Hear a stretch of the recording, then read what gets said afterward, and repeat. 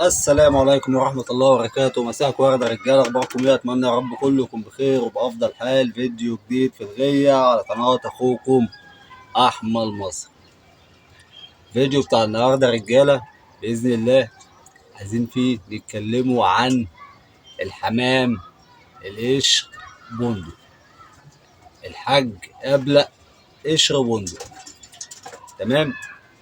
كنت عامل فيديو انا قديم شويتين، من كام سنة كده، يمكن من سنة أو من سنة ونص، بتكلم فيه عن الحلس، وإن إزاي إن الحلس ده بيت فرعي مش بيت أساسي، رغم إن هو موجود من أجيال وسنين. وقلت عليه إن ده بيت فرعي ونتيجة تهجين ما بين مسود وأبل أخضر. في ناس انتقدتني وقتها واديت أمارات فيه إن هو جاي من ورا خضر على مساويت. تمام. وقلت فيه أدلة فيه، بدليل إن بيبقى فيه مسلة، بدليل إن درب عينه زيتي، بدليل إن في منه فاتح وغامق، بدليل إن بيبقى فيه ساعات ودعة، بحاجات كتيرة. تمام.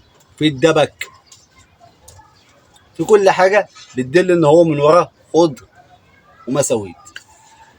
سيبنا من الحلس عشان ده قتل بحثا، وفي ناس اتفقت معايا كتير، وفي ناس عملت فيديوهات كتير اتفقت معايا في الرأي ده، وفي ناس انتقدت. كل واحد له وجهة نظر، وكل واحد وجهة نظره تحترم. انا النهارده دي معلش كانت مقدمة سريعة بس عشان نخشوا في الموضوع بتاع القشر بندق. القشر بندق ده رجالة انا ليا وجهة نظر، ووجهة نظري تحترم، ووجهة نظر الاخر تحترم. تمام. بس هتكلم عن شوية حاجات يمكن مفيش ناس كتيرة اتكلمت فيها عن القشر بندق. مبدئيا بيوت البلق الأساسية من وجهة نظر أنا 5 بيوت نعدهم مع بعض: الأبلق الأخضر، البنفسجي، السكروطة، قلنا الأخضر والبنفسجي والسكروطة والفحمي والأحمر. دول كام؟ 5. كلام جميل، كلام جميل. أمال الحاج قشر بندق؟ الحاج قشر بندق ده بيت فرعي مش بيت أساسي. تقول لي ده أنا جدي اتولد ولقاه، أقول لك ما هو من زمان، من قبل ما نتولد ومن قبل ما أبويا أنا يمكن يتولد، من زمان. أنا متفق معاك، وبقى حاليا بيت أساسي. طيب إيه اللي خلاك تقول الكلام ده؟ عشان أنا شايف برضو من وجهة نظري إن الناس والغواي مدياه حجم، والكلام عليه واخد حجم أكبر من حجمه، وهو بصراحة ربنا من وجهة نظري فرد ملعوب في أساسه قولا واحدا. طيب قبل ما تطلع تقعد تقول لي ملعوب في أساسه وفرد هجين ومتركب وبتاع، حجتك إيه وكده؟ اصبر معايا، خدني إيه على قد عقلي، واحدة واحدة. أول حاجة، القشر بندق وجهة نظري فيه إن هو فرد تركيب ما بين لونين. اللونين دول بيوت أساسية في البول. ايه هما اللونين دول؟ الابلق الاحمر، طبعا ما بقاش فيه منه دلوقتي. كان فيه ابلق احمر رجاله، ابلق احمر مش على ورد، ابلق احمر. كان مواصفاته عظمه ابيض، درب عينه منجم، اللي هو في اللي هو في القشر بندق. خد بالك، درب عينه كان منجم وعظمه ابيض. تمام. وعظمه شبعان زي البلق السود كده، شبعان، عظمه حلو، عريض بس مش مكلدم. خلاص. كان فرد سلت طويل بدون بقى نخوضه في الموضوع ده. ده كان الابلق الاحمر اللي هو حاليا مفيش منه. طيب اول حاجه قلنا ايه؟ الابلق الاحمر. طب مين النوع التاني؟ الابلق الاسود او الفحمي، تسميه اسود تسميه فحمي، الابلق الاسود. الاتنين دول اتركبوا على بعض جابوا الحاج قشر بندق. طب انا لو جبت ابلق احمر ده، لو افترضنا ان هو موجود، وابلق اسود وهجنتهم على بعض، هيجيبوا لي قشر بندق؟ هقول لك لا. طب والتقريشه؟ التقريشه دي تكرار الحمام، التكرار بيجيب التقريشه. تمام. زي الحلس برضو، خد بقى المقياس على الحلس اللي يشرب بندق. خلاص. طيب ايه تاني؟ اي ابلق يا رجاله ليه دور بعين. تمام. اي ابلق ليه دور بعين مختلف عن التاني. يعني مثلا الابلق الاسود هتلاقي دور بعينه زيتي زيتوني برسيم. الابلق السكروطه هتلاقي دور بعينه مستكاوي. مش هنخوضه برضه ايه في الموضوع ده كتير، كل ابلق ليه دور بعين. الوحيد اللي ليه دور بين الابلق اللي يشرب بندق، ليه دور بعين بتاع الابلق الاسود اللي هو زيتي زيتوني، وليه دور بعين زيتي زيتوني منجم. واللي فرخ وربى قشر بنادق عارف الكلام ده كويس قوي، ليه دور بين. غير كده ايه تاني؟ اي ابلق يا رجاله في الخمس بيوت اللي انا قلت لك عليها دول بيكون خده اغمق درجتين عن الجت، عن كتافه. خده اغمق درجتين عن كتافه. السكروته هتلاقي خده اغمق من الجت. طبعا الاسود عشان هو اسود مفيش بعد الاسود غمقان، فهتلاقي هتلاقي خدوده نفس لون جتته، عشان ده يعني اغمق حاجه في الالوان، مفيش بعد الضلمه والاسود تاني، فعمر الاسود ما هيزداد سواد، هو اسود. خلاص. الخضر دور بعين خدودها اغمق من الجت. الاحمر اغمق من الجت.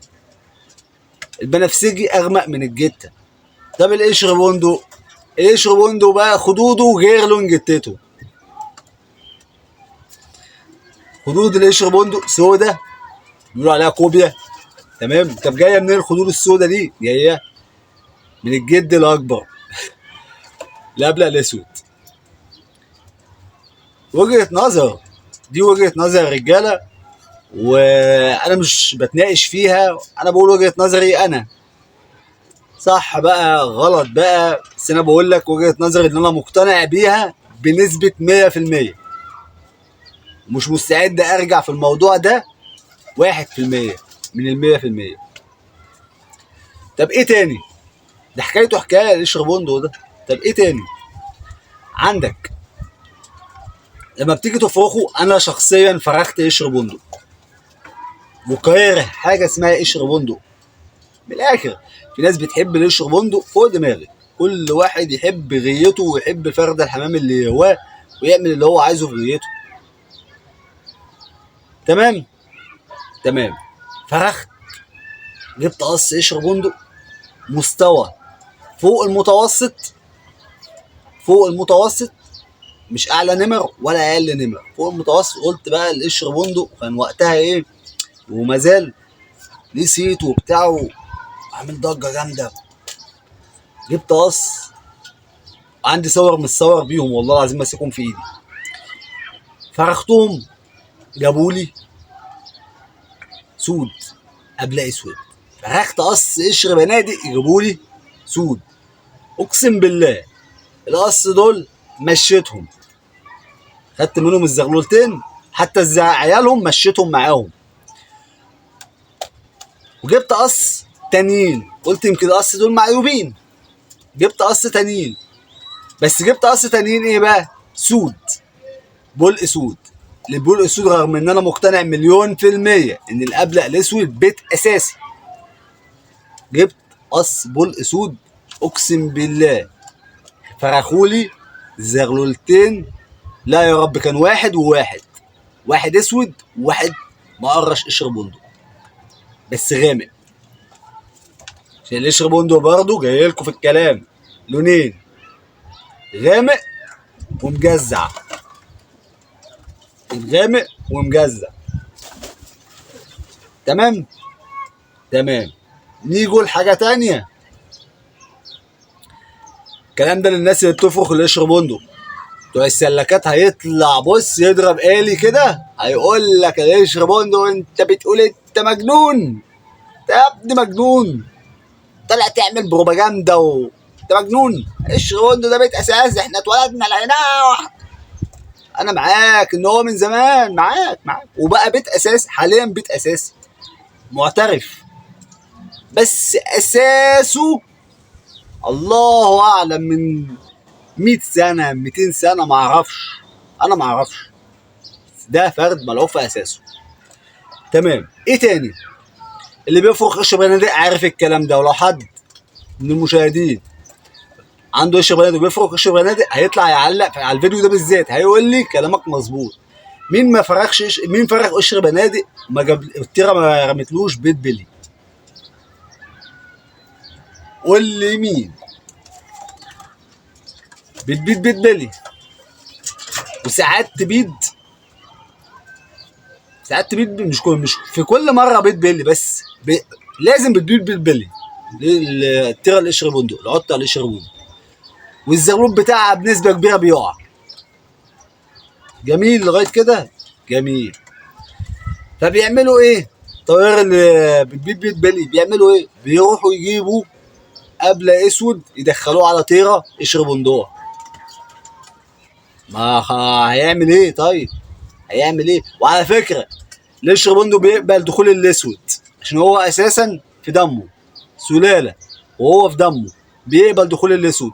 ولو كان في حمر في الوقت الحالي كان يقبل دخولهم القشر بندق، لان هو اساسه احمر واسود، اساسه احمر واسود.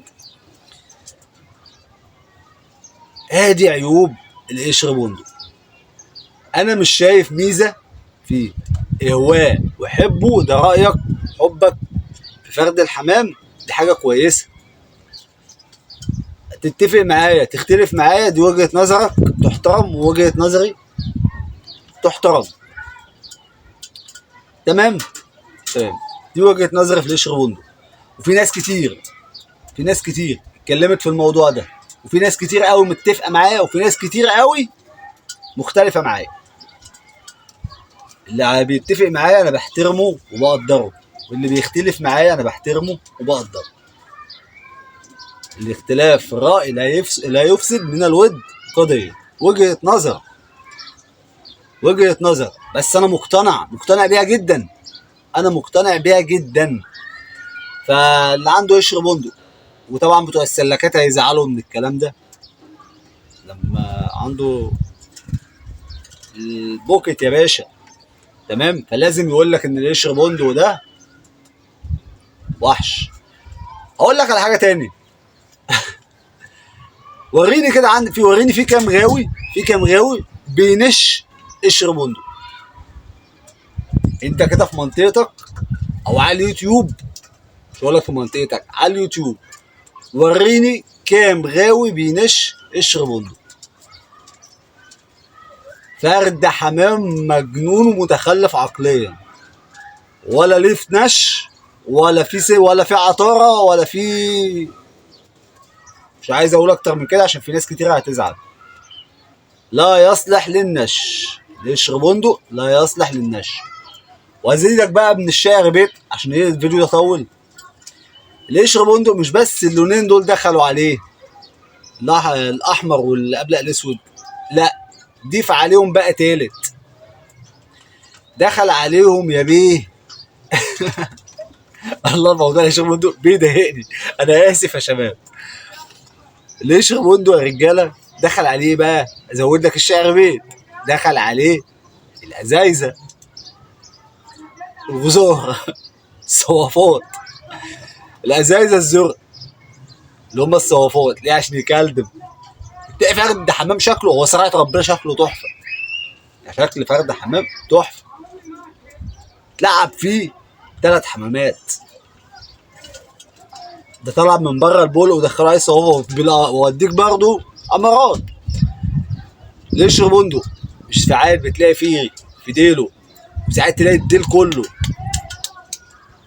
ازرق، اللي هو الازرق اللون بتاع الازايزه. قول لي الكلام ده مش موجود، قول لي الكلام ده مش موجود.